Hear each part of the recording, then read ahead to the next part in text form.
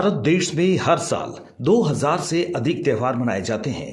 इन सभी त्योहारों के पीछे महज सिर्फ परंपरा या रूढ़ी बातें नहीं होती। हर एक त्योहार के पीछे छुपी होती हैं ज्ञान, विज्ञान, कुदरत, स्वास्थ्य और आयुर्वेद से जुड़ी तमाम बातें। हर साल 14 या 15 जनवरी को हिंदुओं द्वारा मनाए जाने वाला त्योहार मकर संक्रांति को ही लें तो यह पौष मास में सूर्य से मकर राशि में प्रवेश करने पर मनाया जाता है। वैसे तो संक्रांति साल में 12 बार हर राशि में आती है, लेकिन मकर और कर्क राशि में इसके प्रवेश पर विशेष महत्व है, जिसके साथ बढ़ती गति के चलते मकर में सूर्य के प्रवेश से दिन बड़ा तो रात छोटी हो जाती है, जबकि कर्क में सूर्य के प्रवेश से रात बड़ी और दिन छोटा हो जाता है। हिंदू पौराणिक कथाओं के अनुसार इस विशेष दिन पर भगवान सूर्य अपने पुत्र भगवान शनि के पास जाते हैं। उस समय भगवान शनि मकर राशि का प्रतिनिधित्व कर रहे होते हैं। पिता और पुत्र के बीच स्वस्थ संबंधों को मनाने के लिए मतभेदों के बावजूद मकर संक्रांति को महत्व दिया गया। ऐसा माना जाता है कि इस विशेष दिन पर जब कोई पिता अपने पुत्र से मिलने जाते हैं तो उनके संघर्ष हल हो जाते हैं और सकारात्मक खुशी और समृद्धि के साथ साझा हो जाती है। इसके अलावा इस विशेष दिन की एक कथा और है जो भीष्म पितामह के जीवन से जुड़ी हुई है, जिन्हें यह वरदान मिला था कि उन्हें अपनी इच्छा से मृत्यु प्राप्त होगी।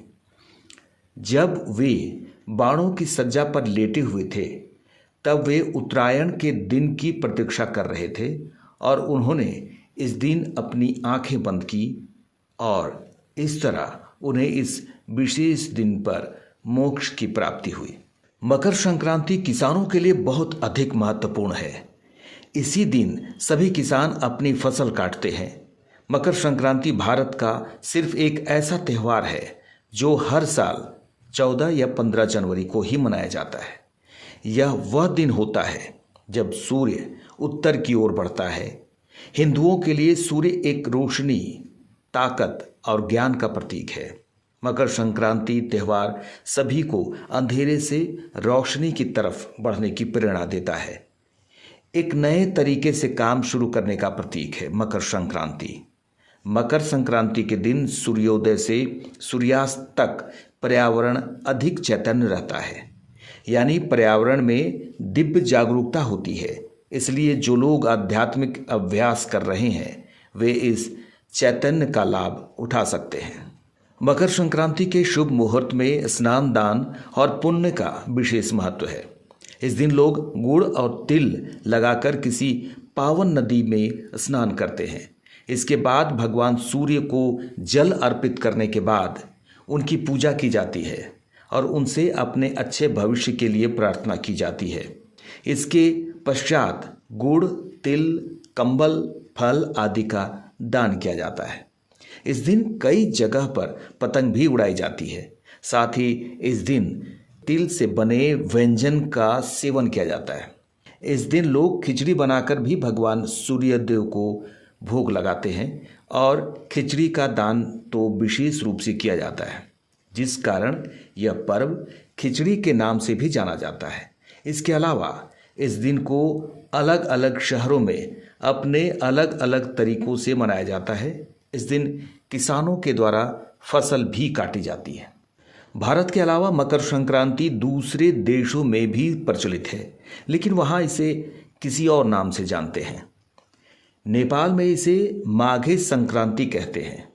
नेपाल के ही कुछ हिस्सों में इसे मघी नाम से भी जाना जाता है। थाईलैंड में इसे सौंकरण नाम से मनाते हैं। म्यांमार में थिग्यान नाम से जानते हैं। कंबोडिया में मोहा संक्रमण नाम से जानते हैं। श्रीलंका में उलावर थिरुनाल नाम से जानते हैं। लाओस में पी मा लाओ नाम से जानते हैं। भले ही विश्व में मकर संक्रांति अलग अलग नाम से मनाते हैं, लेकिन इसके पीछे छुपी भावना सबकी एक है, वो है शांति और अमन की। सभी इसे अंधेरे से रोशनी के पर्व के रूप में मनाते हैं। लाइव इंडिया के लिए रांची से डेस्क की रिपोर्ट।